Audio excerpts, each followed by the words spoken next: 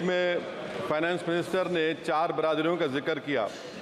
भारत की सबसे बड़ी अक़लियत मुसलमान है 17 करोड़। मैं हुकूमत से जानना चाहता हूं कि क्या 17 करोड़ मुसलमानों में गरीब नहीं है, नौजवान नहीं है, किसान नहीं है, ख़वातीन नहीं है?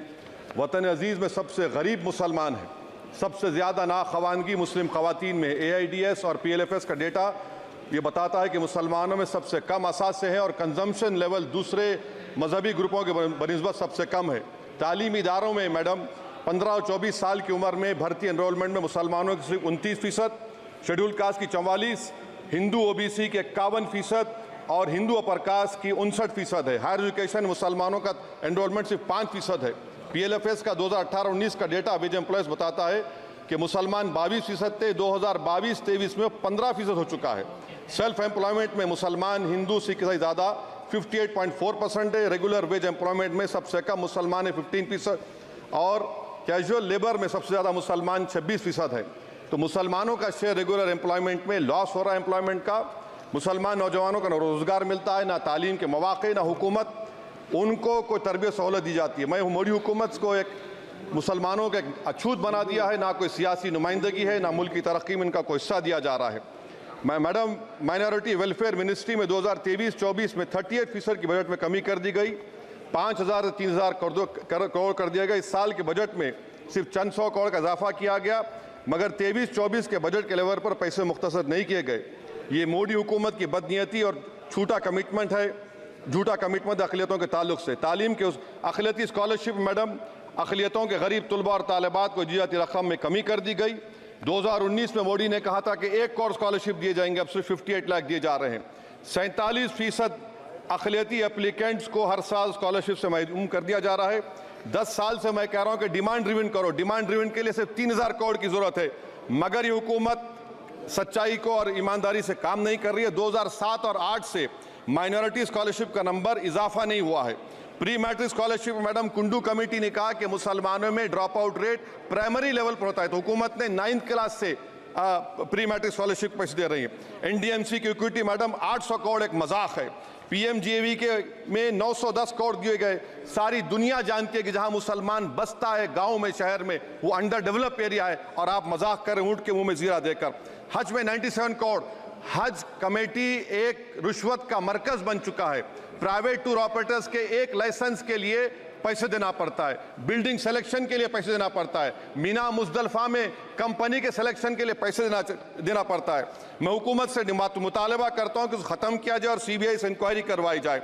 मोदी हुकूमत को अक़लियतों बिल्कुल मुसलमानों से नफरत को ख़त्म करना पड़ेगा। मुसलमानों को उनका दस्तूरी हक मिलना चाहिए। आप कैसे विकसित भारत बनाएंगे अगर 17 करोड़ मुसलमान नफरत करेंगे? मैडम पूरी स्पीच में फाइनेंस मिनिस्टर के बच्चों का जिक्र नहीं है। आज हमारे देश में 66 लाख बच्चे रोज भूखे सोते हैं। 46 मिलियन बच्चे स्टंटेड हैं मेल न्यूट्रिशन की वजह से।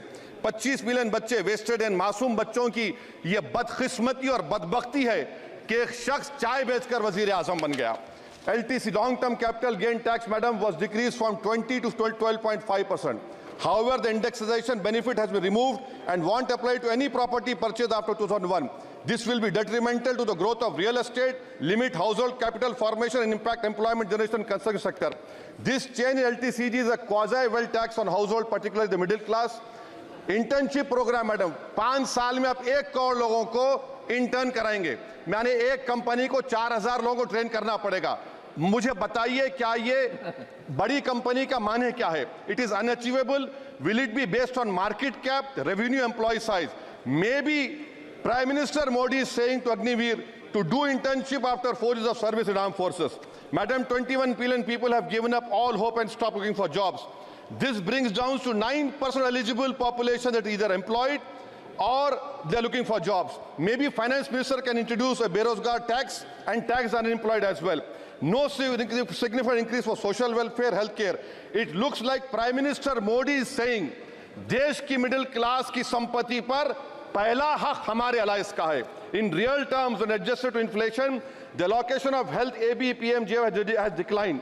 Modi is saying he said heal in India during G20. The reality is India is hurting. Madam, this government wants to increase FDI from China.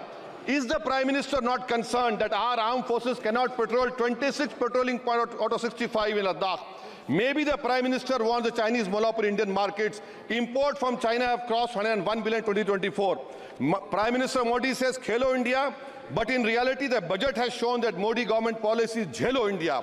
Gharib, middle class, farming, city dwellers, men and women, sab Modi ko jhel rahe hain. Madam, in the current financial year, in February 5th, 15,993 MSMEs have been closed. Total MSCs closed have 35,680.